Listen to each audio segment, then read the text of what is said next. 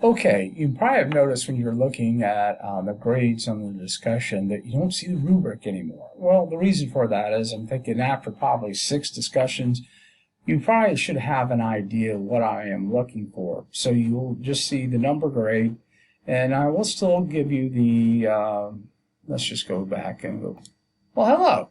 So what we're looking at in the discussions, you probably noticed that I don't see the rubric anymore. Well, there's a reason for that. I think that after 6 discussions, you kind of know what I'm looking for in the paragraphs and, the 200 words, the endnotes.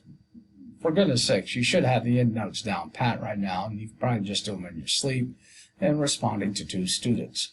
So I will still obviously include my comments on the grade and what I'm looking for in case what you might be lacking.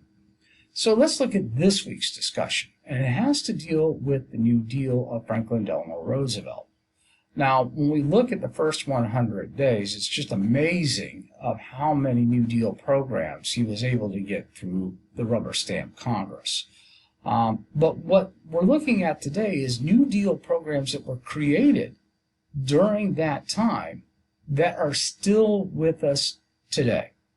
So that's what we're looking at. And one of the first things we know is that Roosevelt had to try to reform the banking industry and also the stock market.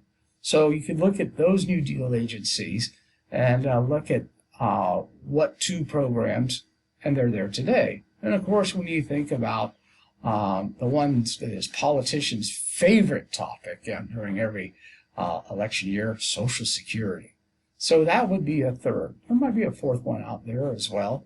But what you're looking at is ones that were formed and the impact they had then and how they are still with us today.